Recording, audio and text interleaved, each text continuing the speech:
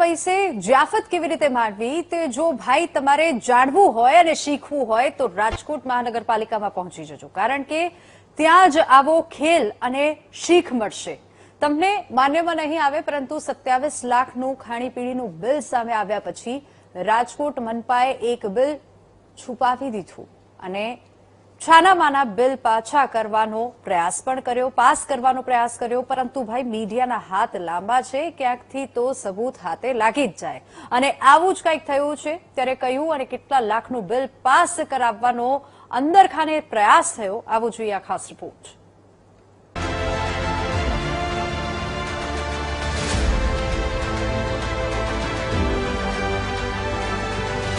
એક તરફ હૈયાફાડ રુદન, બે હાથ જોડી આજીજી, અનેક દિવસોથી ભૂખ્યા તરસ્યા લોકો પોતાના ઘરને બક્ષી દેવા કરગરી રહ્યા હતા. બીજી તરફ રાજકોટ મનપાના અધિકારીઓ, કર્મચારીઓ અને પોલીસ વિભાગનો સ્ટાફ સવાર, બપોર અને સાંજ વિવિધ વાનગીઓની મિજબાની માણી રહ્યો હતો. વાત જંગલેશ્વર ડિમોલિશન સમયની છે, જ્યાં મહાનગરપાલિકાના સ્ટાફ અને પોલીસ વિભાગના સ્ટાફ માટે ચા પાણી, નાસ્તો અને જમવાની વ્યવસ્થા આરોગ્ય શાખા દ્વારા કરાઈ હતી, જેમાં સમોસા, કાજુ કતરી, ખજૂર રોલ, જલેબી, ગાંઠિયા, ભોજનની થાળી, લીંબુ શરબત અને છાશની વ્યવસ્થા હતી. જ્યારે જેના માથેથી છત છીનવાઈ જનારા કોઈને આપેલા બિસ્કિટ અને ફૂડ પેકેટ પર નિર્ભર હતા, પરંતુ હવે મુદ્દો તે ચા પાણી, નાસ્તા અને ભોજનની વ્યવસ્થાને બિલને લઈને ગરમાયો છે. પહેલા ચા, નાસ્તા અને ભોજનનું 27 લાખથી વધુનું બિલ.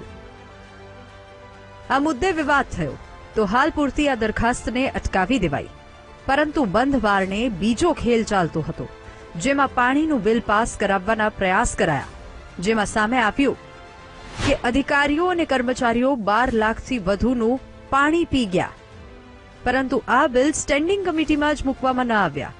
આ સિવાય સ્થળ પર પોલીસ માટે મંડપની જે વ્યવસ્થા કરાઈ હતી, તે મંડપ સર્વિસનું 6,70,000થી વધુનું બિલ થયું. આમ જંગલેશ્વર ડિમોલેશનમાં અધિકારીઓ અને કર્મચારીઓની સેવા ચાકરી માટે આરએમસીએ કુલ 46,31,652 રૂપિયાનો ખર્ચ કર્યો, જેની સામે વિપક્ષે સવાલો ઉઠાવતા જ મામલો ભારે ગરમાયો છે. અને હવે પ્રજા સામે ખુલીને અધિકારીઓના તાયફાની પોલમ પોલ ખુલ્લી પડી ગઈ. અને અમે જ્યારે ત્યાં જતા હતા ત્યારે અમે ઘરે આવીને અમને મોઢામાં અન્નનો દાણો નાખવાનું મન નહોતું થતું.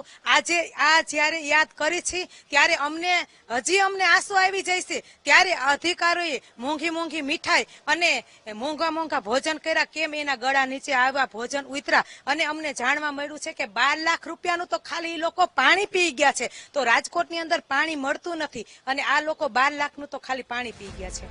વિપક્ષનું કામ તો જનતાના મુદ્દાઓ પર સત્તા પક્ષ સામે સવાલો ઉઠાવવાનું જ છે, પરંતુ આ લાખો રૂપિયાના બિલ પર ભાજપના પૂર્વ કોર્પોરેટરે પણ સવાલો ઉઠાવ્યા છે. જો કે ત્યાર પછી અમારા સંવાદદાતાએ આરોગ્ય અધિકારીનો સંપર્ક કર્યો તો તેણે ભાજપના કોર્પોરેટરના આક્ષેપોને નકાર્યા હતા. આ જંગલેશ્વરમાં જે ડિમોલેશન થયું છે એમાં અનેક સંસ્થાઓએ સહયોગ આપ્યો છે, અનેક અધિકારીઓએ સહયોગ આપ્યો છે. બીજું બધા વિભાગના અધિકારીઓ તો ત્યાંથી નહીં આવતું હતું, અમારી પરમાર્થ યુવા ગ્રુપની સંસ્થા બનાવતા હતા, બરોબર.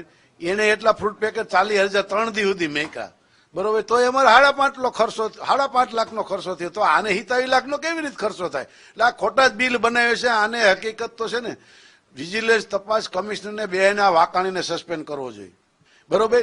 આ 27 લાખની ખબર પડી ગઈ, 27 લાખનું મંજૂર થઈ ગયું તો બીજું 18નું તમારું આવત. આ હવે ખબર પડી ગઈ, હવે તમારી માટે પત્રકાર ખાઈ ગયા. હવે પત્રકાર ફાકી નથી ખાઈ, એક તો પાન નથી ખાઈ, તો એ હું આ ખાઈ જતા.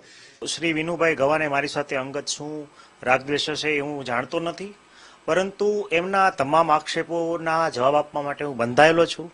એ એક સંનિષ્ઠ નાગરિક છે, રાજકોટના નાગરિક છે અને એ આક્ષેપ મૂકી શકે છે. હું દરેક આક્ષેપ જે છે એના જવાબ આપવા માટે એક અધિકારી તરીકે બંધાયેલો છું.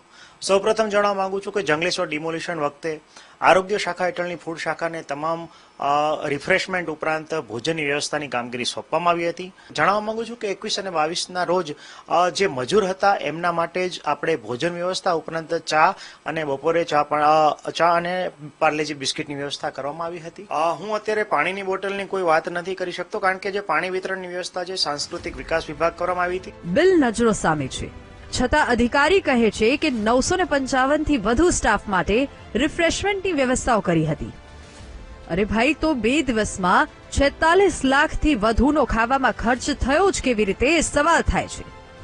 કોઈના લગ્નમાં પણ જમણવારનો ખર્ચો વધીને 2 થી 4 લાખ થાય, તો 10 થી 12 લાખ થયો હોય તો વાત વ્યાજબી હતી. આ તો સીધો 27 લાખ, અને મંડપમાં એવા તો કેવા મોર ટાંક્યા હતા કે 6.5 લાખથી વધુનો ખર્ચો થયો. જવાબ રાજકોટની જનતાને જોઈએ છે, ત્યારે નવા બનેલા મેયર હવે શું જવાબ આપે છે તે જોવું રહ્યું. કેમેરામેન નિશિત ગઢિયા સાથે ભાવેશ સોંદરવા, વીટીવી ન્યૂઝ, રાજકોટ.